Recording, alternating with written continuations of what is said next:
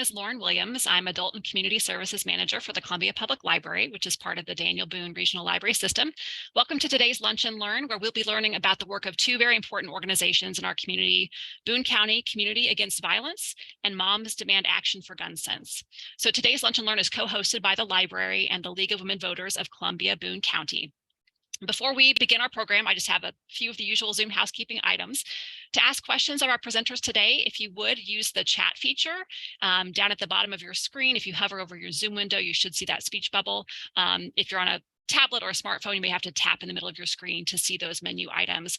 If you want to unmute to ask your question at the end of the presentation, use the raise hand feature and I can unmute you so you can ask your question or contribute to the discussion. And we are recording today's program that will be available later on the League of Women Voters YouTube channel, as well as the library's YouTube channel when we've had a chance to edit it. And so now I'd like to welcome our moderator, League of Women Voters of Columbia Boone County President Barbara Hoppy. Thanks so much, Barbara. Oh, thank you, Lauren. And as always, thanks to the Columbia Public Library for co-sponsoring our Lunch and Learn programs.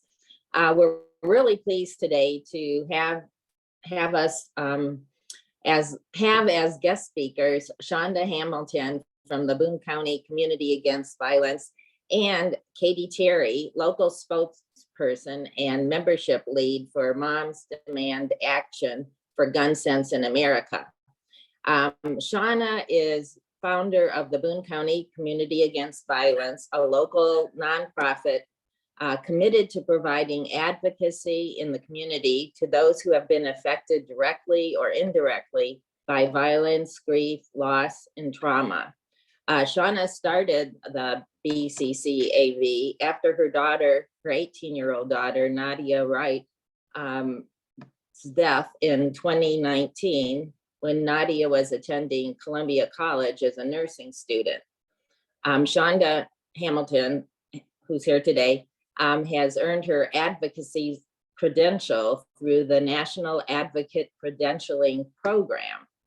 And I wanted to mention also that the League of Women Voters was honored and pleased to co-sponsor an event that Shonda organized last fall with our new Boone County prosecutor, Roger Johnson, and Gary Oxenhandler moderating, learning about and communicating with the prosecutor's office and the community. That was really successful and was co-sponsored by the NAACP. So we're pleased to have that involvement with you and hope to have future ones. And also joining us today, we're really pleased that Katie Terry is here. She's a spokesperson and membership lead for Moms Demand Action for Gun Sense in America, locally here in Columbia. And she first attended her first meeting in 2015 and joined leadership in 2016. And together with her friend and fellow volunteer, Kristen Bowen, founded the local group. She speaks to media, appears on Paul Pepper shows, attends city-sponsored family fun nights, talks about safe gun storage at health fairs, and makes calls to volunteers.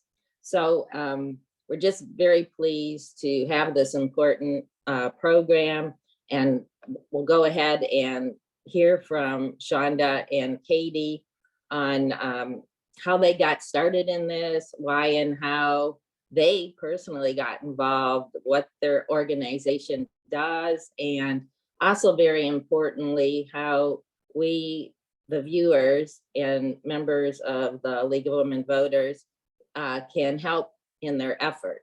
So I think we'll go first with Katie with Moms Demand Action, who has a little slide information program for us, and then we'll go into hearing from both of our guests and taking chat questions. So Katie. Thank you so much, Barbara. Lauren and Shonda. It's really nice to be here with all of you. So I've just got a pretty brief slide presentation that I hope will give you a little information about our organization and then ways to get involved. So my first slide is about Moms 101, which just gives you a little background information about our organization. We are the largest grassroots organization in the country devoted to gun violence prevention. We about a year ago had 6 million active members. We're over 9 right now. You might notice the bump after the grocery store shooting in Buffalo and then Uvalde, and the list goes on and on about the well-known mass shootings in this country, but that drives a lot of people who want to make change in this country to us. We were founded by a woman named Shannon Watts. She founded our group on Facebook the day after the Sandy Hook school shooting, which was in December of 2012. It's of interest to a lot of us. There's 2 things about Shannon. She is a Mizzou alum. She went to school and met her husband here. She was, at the time of the Sandy Hook school shooting, she was a stay-at-home mom of 5 in Indiana, and just was appalled at the school shooting and reached out on Facebook and started our group. And if you're interested in learning more about her, she was profiled in the Washington Post just yesterday. She's going to step back from the organization. She's 52 years old.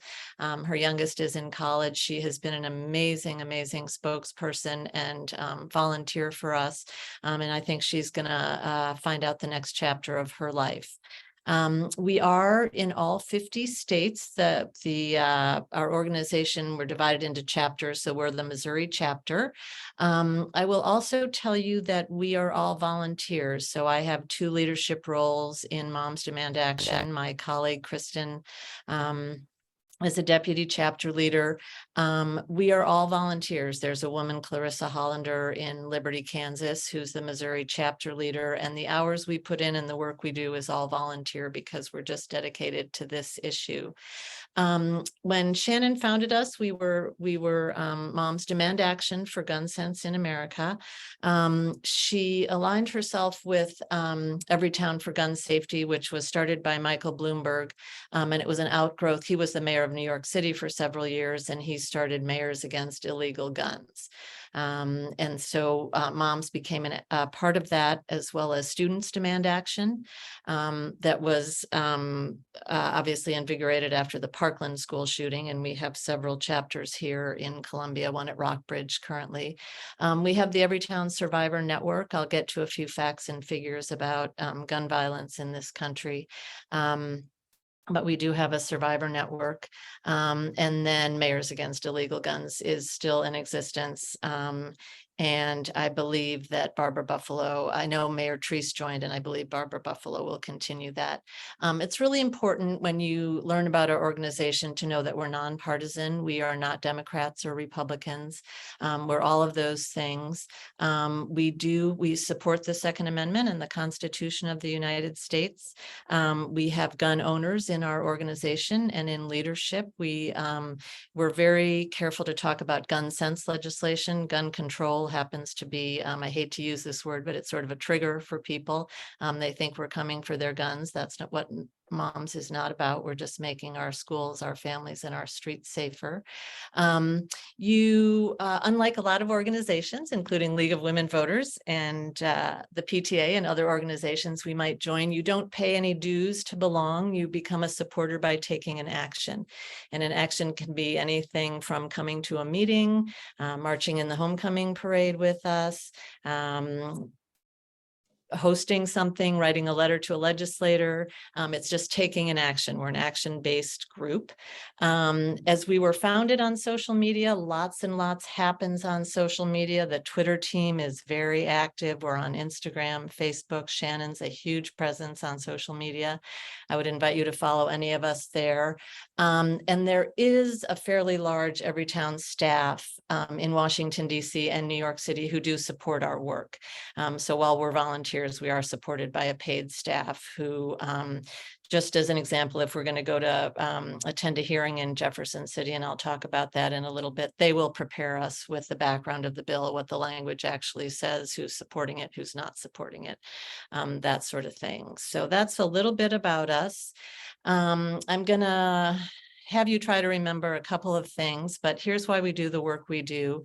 Every day in this country, 110 people are killed by gun violence. That number has been steadily climbing. It used to be 90, it used to be 100, we're up to 110. And firearms are the leading cause of death for children in this country, even more than motor vehicles. So that's why we do the work we do. I'm going to give you a little more background information about that, but that's sort of the number one stat that we use. I threw this slide in just to remind you that COVID has been very bad for gun sales, people stuck in the home. A lot of mass shootings are domestic violence situations, which I'll get to in a minute. But these are some statistics about gun sales and gun deaths. I'll talk a little bit more about that, and this is the slide I'm going to put up a second time. Again, so 110 people are killed every day in this country. For every person killed, for every 110 people killed, 200 more are impacted. Those are people who are shot and maybe not killed, but wounded, people who are witnesses, and people who are otherwise impacted. I talked a little bit about the Everytime Survivor Network, and we don't ask you to define yourself as a survivor. However you've been impacted by gun violence, it might be a suicide in your family, it might be somebody you know. In general, the statistics are that 60% of gun violence and gun deaths are suicides and 40% are homicides. Those statistics change state by state. In Missouri, actually, because of Kansas City and St. Louis, we have, ours is a little bit closer to 50-50. We have more homicides because of the two large cities. And if you pay attention to the news out of St. Louis is goes back and forth between the first and second city in the country for the most toddler shooting deaths, and that's because grown-ups leave weapons around the home and children find them. And then a mass shooting in this country is defined as 4 or more people killed, and those happen absolutely every day. Most often they're domestic violence situations where most often a man will shoot his domestic or intimate partner, shoot the children, and then kill himself. So those are the mass shootings that happen every day. I mentioned at the beginning of my talk, Uvalde, El Paso, Dayton, Buffalo. Those are the news that get the headlines, but really it's happening every day in this country. What Moms does is, so we are, again, a grassroots organization, and we do a couple of really important things. One of the things we do is legislative work. So we try to fight for stronger gun laws in this country. Background checks save lives. We know that, it's a fact. And so we fight for that both at the state level and the federal level, and we work to close loopholes. There's a domestic violence loophole right now that allows boyfriends to keep their weapons. The law defines you have to be a husband to have your gun taken away if you've been convicted of a felony. We work with our own communities. Shonda and I are friends. We work together with Moms. We work with other organizations in cities that are working on the same issue. City gun violence prevention, Stop the Bleed, things like that. And we're just committed to doing what it takes to keep families safe. Obviously, in Columbia, we do a lot of legislative work because of our proximity to Jefferson City. I'll talk a little bit about a rapid response team we have. But in general, we try to share positive information about gun storage, about our work, about actions people can take. We do have a Be Smart gun storage program that we present to PTAs, schools, health fairs, any place that will have us. And in Jefferson City, we work to promote good gun bills, look for sponsors for good gun bills, and to speak out and fight against bad gun bills. Missouri has very weak laws in terms of gun ownership. Again, these are some of the things we do supporting the gun laws and work in Jefferson City. We look for local partners. We do a lot of legislative work and election campaigning. We keep it separate from moms. You can wear your shirt, but the money is kept separate and some of the volunteering is kept separate. But we do work for candidates that we know will promote positive gun sense legislation. A really great entry point for a lot of people is our Be Smart program. And it's an acronym for safe storage, modeling behavior, respecting, asking about guns in the home.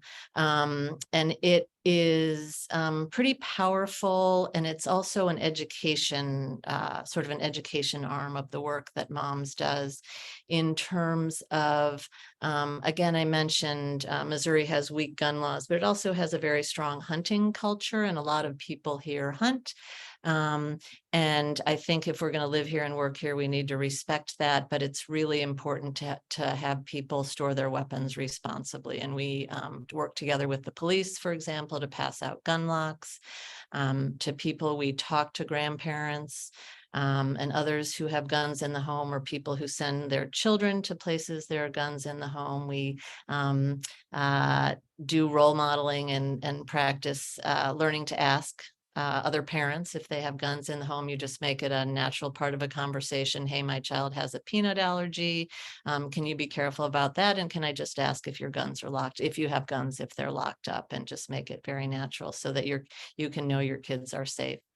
We do a lot of training, and then we do things like this and come talk about our work to let people know that there's ways that we can all take action to promote gun violence prevention. We do have a Gun Sense Action Network, and those are the people that do some of the legislative work and some of the phone banking. I will repeat this phone number a couple of times, but if you all have a smartphone, you can just text the word volunteer to the number 64433. You can text any number of words. You can text volunteer, you can text ready, you can text act. They will reach out to you via text. And these are, again, just some of the other organizations we partner with. You can text the word commit to 64433. We have events, we do membership building, we have community outreach and education. Again, I mentioned we're data driven. There is an organization called everytownresearch.org. You can look up gun statistics state by state. You can look up what's happening in Missouri. And a lot of the legislation that we promote is based on research, background checks, saving lives kind of thing. We only support laws and legislation that we know work. Here's some things you can do today. Again, you guys said you can text almost anything to 64433. You can text event. We're having our next meeting. We are meeting on Zoom these days, like you guys are, which is a great way to connect with people. There's a meeting on January 17th to hear about what's going to be happening in the legislative session in Jefferson City. If you're interested in joining that, you can just text event to 64433. We do have a Moms Demand app that you can download and find out about events in Missouri. And then again, I would recommend, if you're on any social media, this would be a sample Twitter post. Kristen and I are both on Facebook. Moms Demand Action Nationwide and in Missouri is on Facebook. You can look for us there. Lots of ways to get involved. Barbara mentioned that I've been volunteering for moms since 2016. We all come to the organization for different reasons. We all have a passion for reducing gun violence in this country. I'm not from Missouri. I moved here with my husband. I grew up in Illinois in a family that didn't own or have guns. And so they're not a part of my life, but I'm very passionate about my children. Everybody's on a college campus right now. My husband works on one. I work on one. My children are back in graduate school, so they're both on college campuses. I just care deeply about their safety, and I feel like we should all be able to go to churches and synagogues and the grocery store and a nightclub, and be safe. So that's what motivates me to do this work, to make a safer world for my own kids. What I would say about volunteering for moms, and I'm assuming you all feel the same way with the League of Women Voters, is that you get out what you put in. There's a place in moms for everybody: moms, dads, uncles, brothers, childless, child-free, affected by gun violence personally or not. There's a place for you to take action, and kind of at your own level and your own comfort zone. A lot of people don't like going to Jefferson City. I didn't think I did, but I feel passionately enough about this issue to go sit down there in my red shirt and stare down the legislators who want to allow guns in daycares and bars and college campuses and other places. I write letters, I make phone calls. There's just, you can do a little or you can do a lot, and feel like you're making a difference. Again, there are things you can do from your computer with a phone in the evening. There's Zoom meetings you can attend. You can go to Jefferson City. You can write letters. You can call other volunteers. There's just lots of entry points. And then, we all do things that give us rewards. And some of the things for me have been seeing change in this country. I think we're finally making progress at the national level, not so much in Missouri, but we're working on it. I've made a lot of friends. Shonda and I know each other from this work. There's a huge network in Missouri and around the country. Every city I go to, I wear my mom's shirt and meet people. My skills, my toolbox has gotten better working for moms. I've been given responsibility and learned things. We do a lot of training. We do a lot of phone training, a lot of in-person training. There's a lot to help educate us about this issue. And the reason I do it is that it makes my kids proud. So that's a side benefit for me. And that is all I have right now. Barbara, do you want to wait till the end for questions, or I'm happy to take any now? Let's see.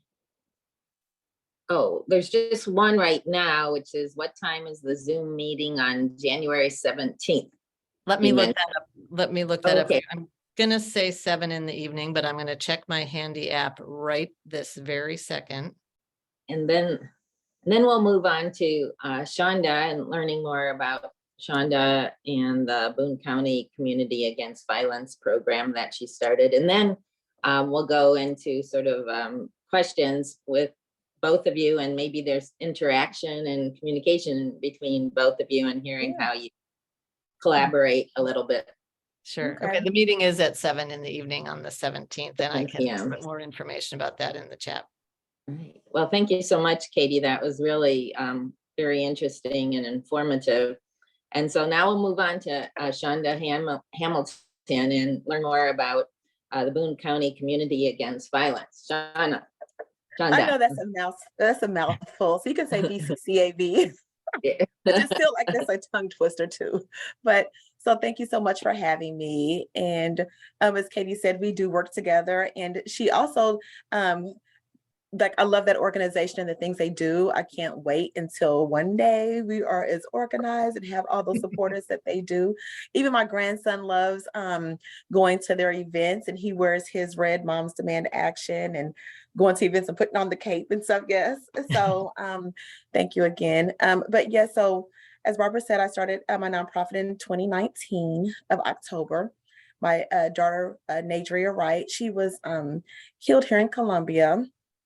And so when I started that organization, I don't even know that I meant to start an organization. Honestly, it was really when it happened, someone was at the scene. He didn't know who she was, but he did know the other victim's family. And so he really didn't know what to do. He contacted them and he contacted the police.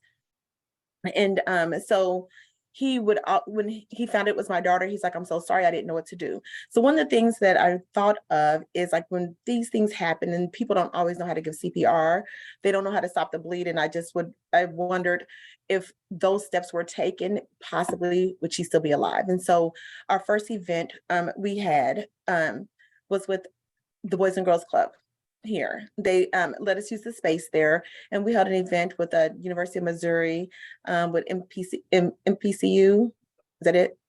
Missouri Psychiatric Unit. So the Wow. and the EMS, yes. And we had a lot of different volunteers that came, and they set up different stands and things like that, and did some teachings and learnings, and like I said, CPR and stop the bleed, some Narcan things, just all types of things. And so that's how it really started. And so we had that event, and I was really kind of thinking that was just going to be like it. And then someone said, what's the next? When are you having a meeting? And so at that point, I'm like, oh, so, you know, we formed Boone County Community Against Violence.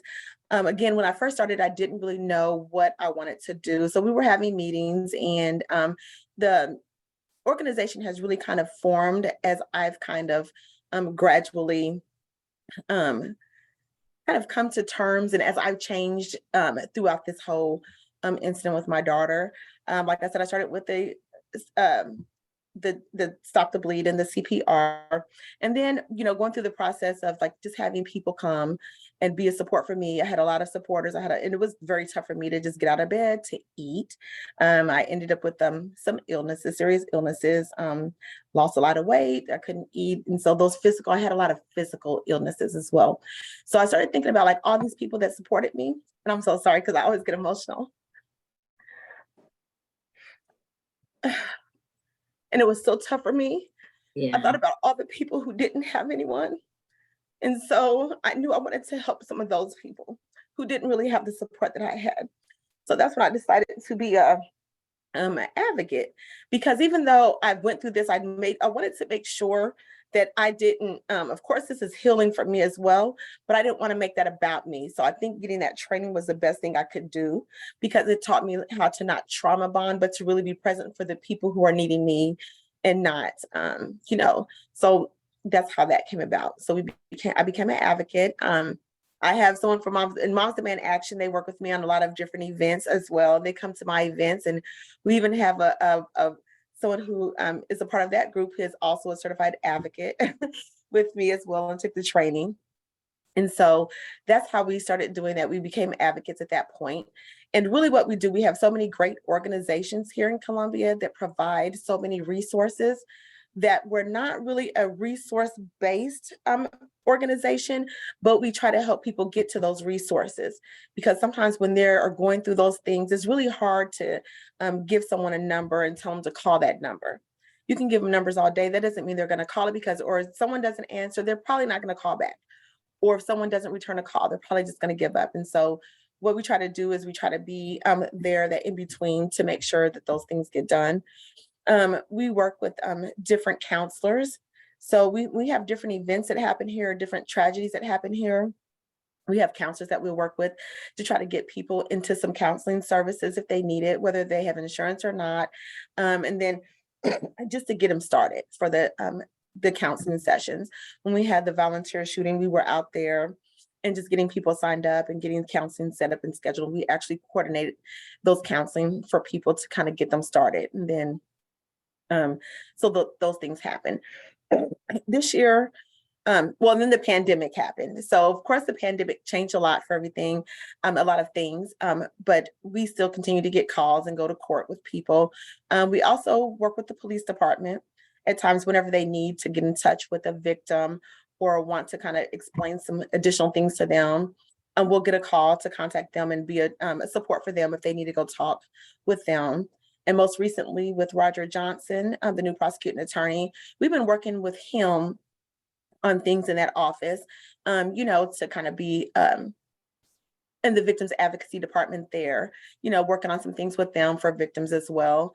They have a great department. And so, but he is always looking to see what they can do better as well. And so he does come to me for some of those things and those discussions and stuff. Like you said, we had the community forum with him, because one of the things is it's a lot of distrust between the police departments and prosecuting attorneys' offices. And so what I want to really do is try to kind of open up, that communication and trust.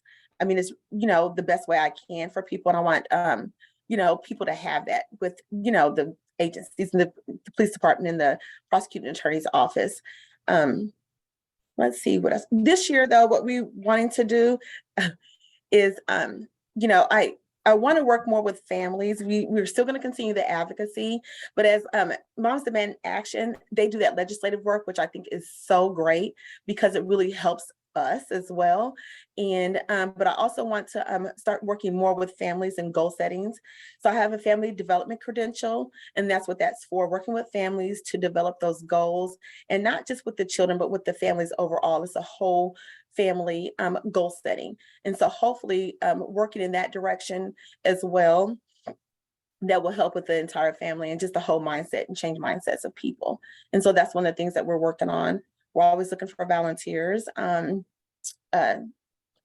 to continue with the work. Like I said, with the pandemic, things kind of got crazy and people weren't really available as much. And being such a small organization, sometimes it does get difficult to do some of the work, but we still are out here working as hard as we can to do that. And so that's just some of the things we do. We've worked with different organizations as well, a community, CMCA. So we've helped people with different housing. And again, because we're not a resource, we don't provide those resources, we just kind of help. So when we've worked with all types of clients, and not just people who have had a loss from a child or a family member, but we've helped even a father who was trying to get parental rights for a child and kind of help them through that process.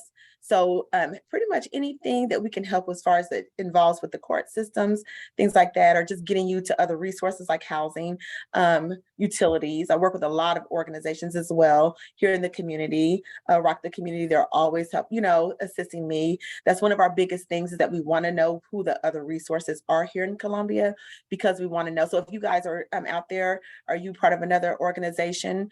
I'd like to find out who you are and what you do, because that's really important for us to have that network of the resources that are here. Like I said, there's a lot of great nonprofit organizations here that help. And so we really need to know who you guys are so that we can get people to you and build that relationship with you. My goal is that we actually have a number that we can call personally to someone, and we don't have to sit online and wait and try to figure out where to get to. So that's my whole goal really too, is to be able to have those personal connections to certain people at different organizations, so that I can be able to get people help as soon as possible. And so, but that's some of the things that we do here. That's great. I'll start off with a few questions. Yeah, thank you so much for sharing that. We do have some questions that came in, and we'll get to those, and we have some time for them. I was just curious, as you were talking, how many people you have who answer those phones and give those resources, and do you need more help, and how can people get involved? Because it sounds like it's almost a 24-hour thing. I'm not sure. Could you go into that a little bit more? Yeah, currently right now it's primarily me. Right now, before the pandemic, I think I had about, I'd say probably 15 volunteers. Like I said, we're really small. And then just with people's lives, and school, we had school shutting down. A lot of the people that we have do have children in school. I don't have any children at home right now, but a lot of them do, and so yeah, right now it's just me, and then I'll call out to other people to do some things that I can't do, but primarily it's me. So do people contact you by phone, by email, and then you both? Yeah. One of the things that I'm finding too is, even during the pandemic, is that I've found that because a lot of times I'll say, how did you find out about us? A lot of it is on the internet, is what I'm finding, which I was really surprised to see. But I think right now, like I said, with things that's just been happening, in the last few years, people are on there searching and putting in different things and just looking for, different resources. And so, yeah. So I'll make one more comment, and then we'll go to the questions. It occurred to me that both of you were talking about collaboration with other organizations. So certainly the League of Women Voters should be thinking about assisting in registering, getting more people registered to vote, and getting out the vote for communities that are concerned, and people who are concerned about this issue. So that might be a future way we can collaborate and assist. So I wrote that down for future action, as Katie says, and it's all about action. So now let's see, I know there's a few questions, or at least one. What ways can the public specifically help out your organization as an individual? I just maybe going more into that.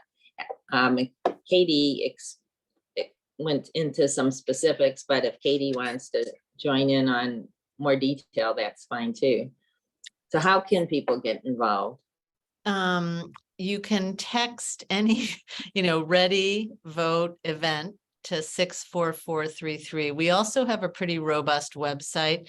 If you go to momsdemandaction.org/events, and I'll put this in the chat, you can search events by date or by state, and you can just register yourself online. So the legislative update on January 17th, again, I'll put that address in the chat and the date. But we do have Zoom events, and we have a little bit of security. So you have to sign up for the event with your name, email, and phone, and then you'll be sent an email, and you will have to. We had a couple Zoom bombings early during the pandemic, so we do require a little more stringent registration for our events.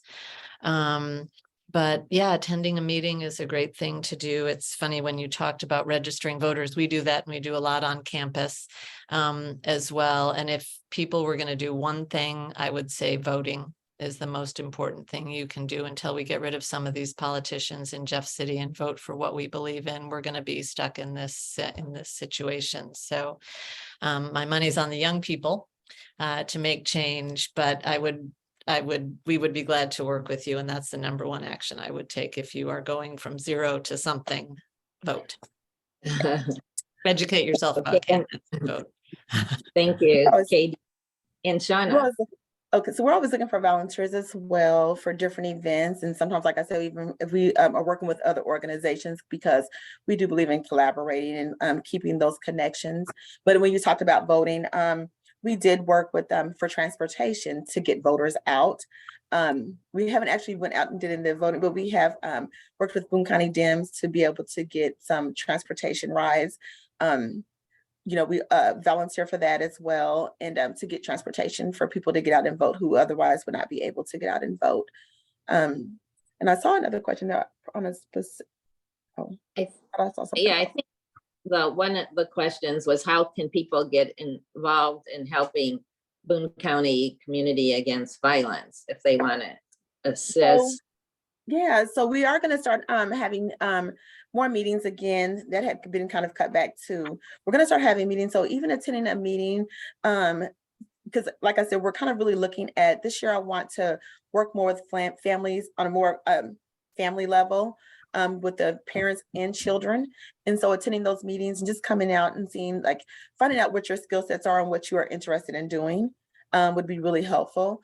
There's so many talented people here. And like I said, this is my first, I hadn't planned on having a nonprofit. It just kind of happened that way. And so with me not really knowing what to do, it's like I've learned so much from other people, and I'm willing to continue to learn from other people and the skill sets that other people have, and just to try to make this community better. I know it takes all of us. And so that's one of the things that you can do.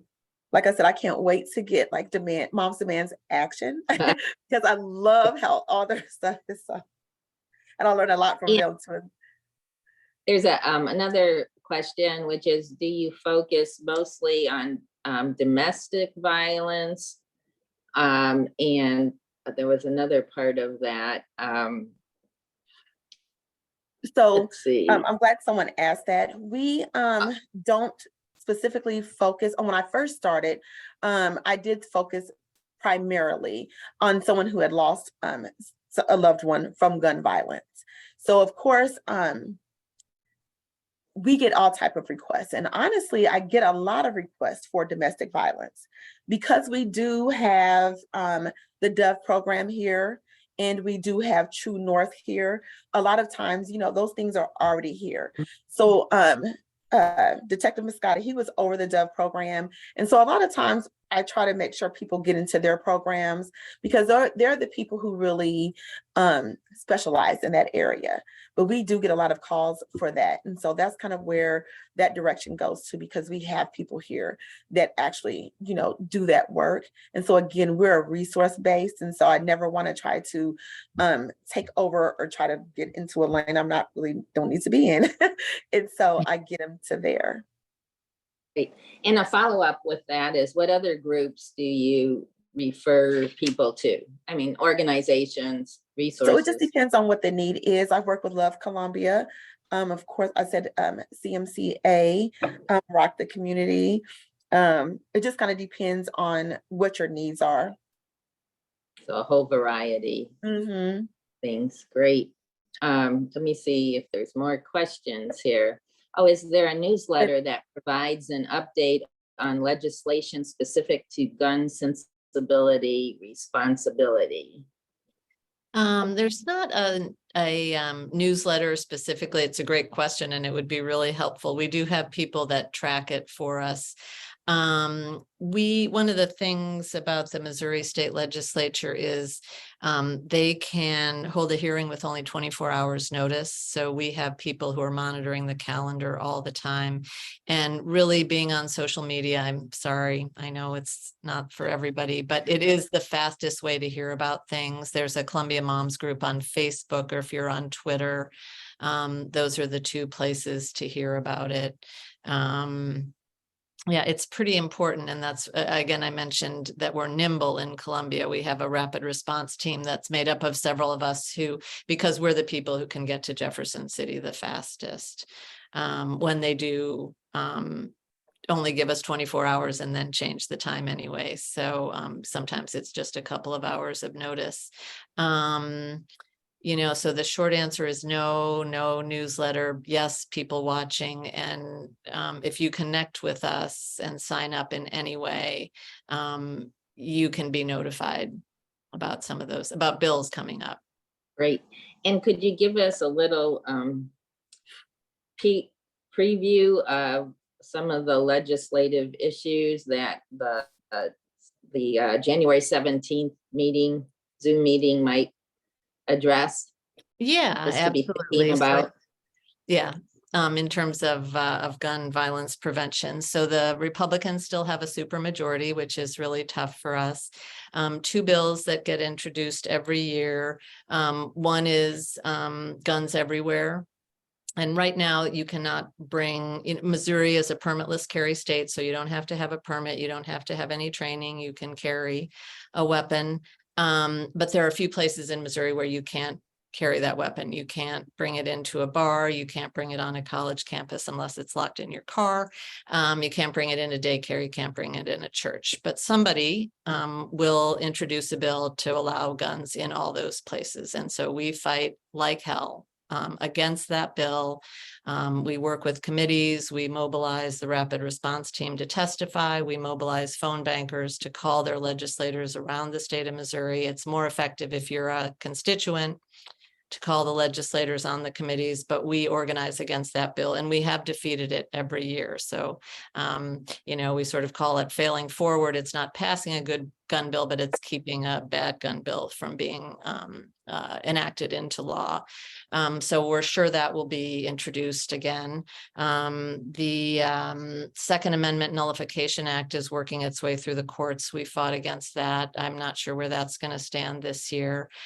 Senator Tracy McCreary used to be a representative, and she won a Senate election this fall. So she'll be a senator, and she's been a Democratic sponsor for us of domestic violence, closing the loophole that I mentioned, that anyone who's convicted of a felony doesn't have to be a husband. It can be a boyfriend or a partner, will not be able to keep their weapon.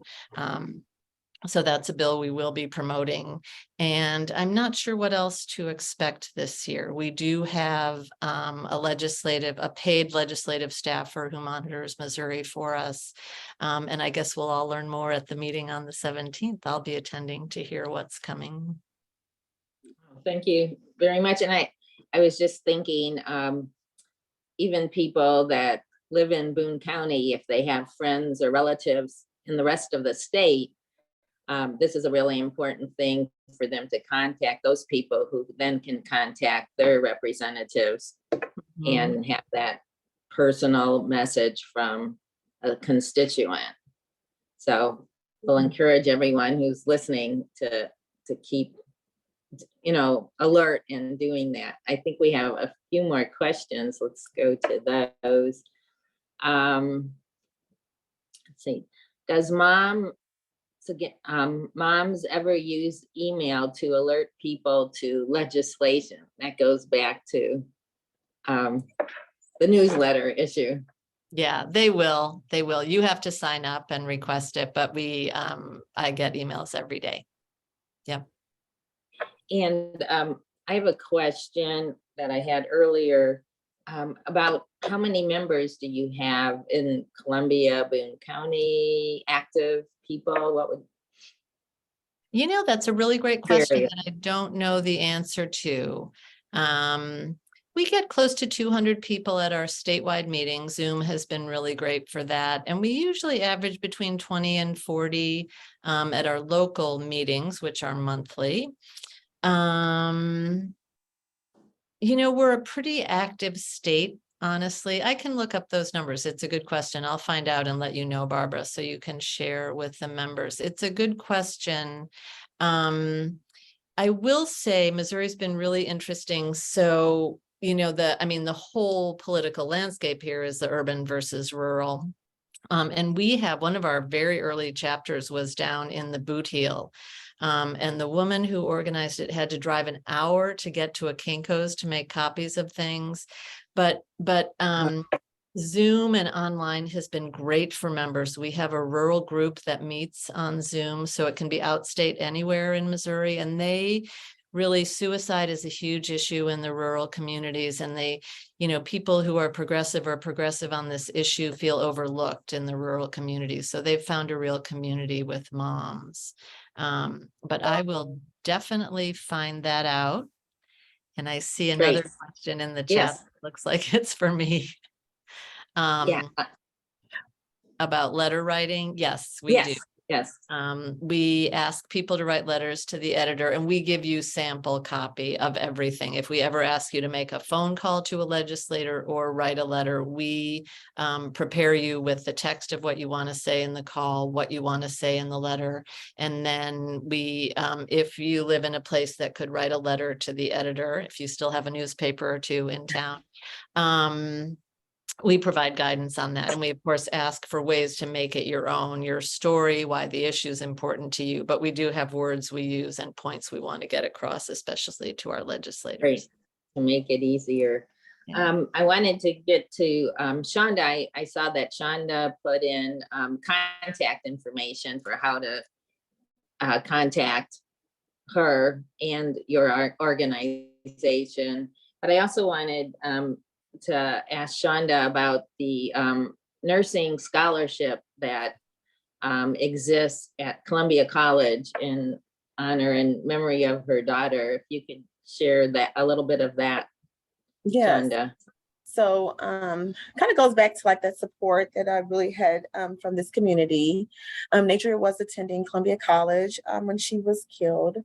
And so her college, Columbia College, Suzanne Rothwell, Stacy Buttons from Ready. And I do have affiliations with there, and a friend of mine and my old manager, Jesse Yankee, from Missouri Women's Business Center.